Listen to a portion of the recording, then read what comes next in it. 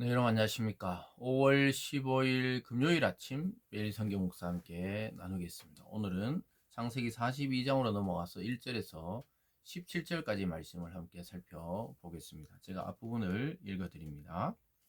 그때 야곱이 애굽에 곡식이 있음을 보고 아들들에게 이르되 너희는 어찌하여 서로 바라보고만 있느냐.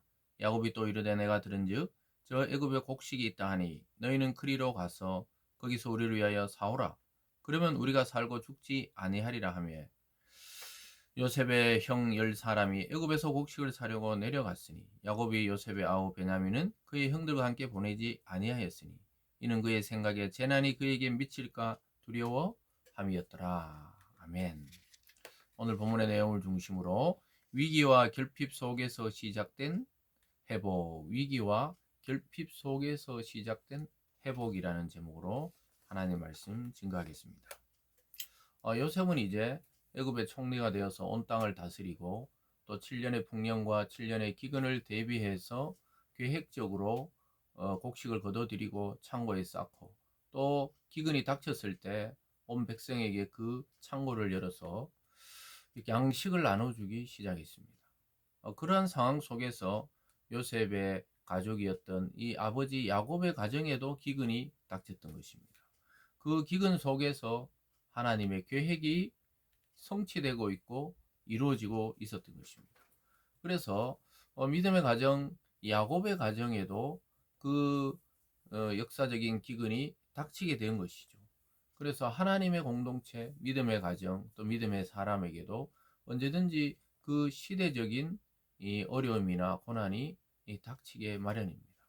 예를 들어서 우리가 전 세계적인 코로나를 겪으면서 믿는 사람이든 믿지 않는 사람이든 다 같이 그 어려운 시대를 지나온 것처럼 지금 야곱의 가정도 그러합니다.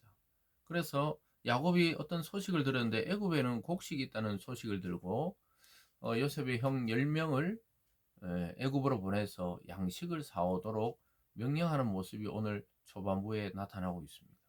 여러분 이것을 통해서 이런 위기와 또 양식이 없는 이 결핍 속에서 이들의 신앙과 또 삶과 관계가 회복되는 것을 보게 됩니다. 그래서 우리가 때로는 풍요로울 때도 좋고 또 위기가 없을 때도 하나님께 감사하지만 때로는 위기와 또 나에게 밀어닥친 어떤 결핍 속에서 여기서 결핍이란 것은 아주 다양한 것을 말하죠. 이때는 양식이지만은 또 우리는 양식이 있고 먹을 것이 있어도 마음의 공고함과 인생의 공허와 허무와 또 나의 어떤 영육간의 질병이나 이런 것 때문에 이 결핍이 굉장히 우리를 시달리게 할 때가 있죠. 그 속에서 우리는 하나님의 길을 발견할 때가 있다는 것이죠. 그래서 하나님은 하나님의 약속과 계획이 이러한 환경 속에서 성취되는 것을 보여주고 있습니다. 요셉의 꿈이 드디어 성취되는 모습을 오늘 본문 후반부 속에서 나타납니다. 그 형 10명이 요셉에게 절을 하는 모습을 통해 아주 소년 때 꿈을 꾸었던 그 나머지 이 곡식단들이 요셉의 곡식단에게 절하는 모습들, 또 해와 달과 별 11별이 그에게 절하는 모습들, 이런 것들이 이루어지는 그런 때가 드디어 오게 되었다는 사실을 오늘 본문에서 볼 수가 있습니다. 그래서 우리가 늘 기억해야 되는 것은 우리 개인과 가정과 때로는 교회 공동체와 또는 이 나라와 민족에게 닥치는 위기와 고난과 결핍 속에서 하나님을 만나는 그런 시간, 또 자기 자신들은 모르지만 하나님의 계획과 하나님의 언약이 이루어지고 있다는 사실을 꼭 기억할 필요가 있습니다. 그래서 아까 읽어드린 대로 애굽으로 내려가는 형들의 모습을 보게 됩니다. 5절에 보면요, 이스라엘의 아들들이 양식을 사러 간 자 중에 있으니 가나안 땅에 기근이 있습니다. 아버지가 설명을 했고 이제 너희들은 양식을 사오라 이렇게 해서 명령에 따라서 내려갔습니다. 그래서 요셉이 총리로서 거기 양식을 사러 온 외국인들이죠. 그들을 맞이하고 있었는데 딱 형들을 바로 알아봤습니다. 형들은 그 오래전에 이미 10년이 훌쩍 넘어간 시간 속에서 요셉을 팔아버렸기 때문에 요셉이 그 애굽 제국의 총리가 되어 있으리라고는 상상도 못했기 때문에 전혀 알아보지 못하고 있습니다. 근데 요셉은 알아보는 거예요. 한번 볼까요? 7절에 요셉이 보고 형들인 줄 아나 모른 채 하고 엄한 소리로 그들에게 말하 이르되 너희가 어디서 왔느냐? 그들이 이르되 곡물 사려고 가나안에서 왔나이다. 요셉은 그의 형들을 알아보았으나 그들은 요셉을 알아보지 못하더라. 알아보지 못할 뿐만 아니라 고개를 들 수 없는 그런 높은 관직이 있었기 때문에 자기들이 팔아버리고 자기들이 죽이려고 했던 요셉이 그 자리에 서 있을 줄은 상상도 못했기 때문에 전혀 알아보지 못하고 있습니다. 그러나 요셉에게는 상처가 있는 거예요. 이 형들에게 팔려오고 죽임 당할 뻔한 그 사실을 생생하게 기억하고 있습니다. 그래서 이 형들이 어떤 상태인지를 요셉은 자기 위치를 사용해서 테스트하는 모습이 9절에서 오늘 끝절 17절까지 이어지는 것을 보게 됩니다. 그들을 정탐꾼으로 몰아세웁니다. 양식을 사러 온 척 하면서 우리나라를 정탐하러 왔다 이렇게 하면서 그들을 막 압박하는 모습을 보여줍니다. 9절에 보면요, 요셉이 그들에게 대하여 꿈꿈을 생각하고 그들에게 이르되 너희는 정탐꾼이라 이 나라의 틈을 엿보려고 왔느니라. 그들이 그에게 이르되 내 주여 아니니이다. 당신의 종들은 곡식을 사러 왔나이다. 우리는 다 한 사람의 아들들로 확실한 자들이니 당신의 종들은 정탐꾼이 아니니이다. 자기들이 깜짝 놀라는 거예요. 아니 자기들을 보고 정탐꾼이라 하니까 너무나 놀래가지고 저기들은 아니라는 거예요. 근데 요셉은 꿈을 생각하는 거예요. 이 10명의 형들이 와서 자기에게 절하면서 양식을 구하러 왔다는 것을 알면서도 이 여러 가지를 테스트해 보고 싶어 했던 거예요. 그래서 틈을 엿보러 왔는 정탐꾼들이다. 그러니까 자기들은 틈을 엿보러 왔지 않다. 이렇게 이야기하고 있습니다.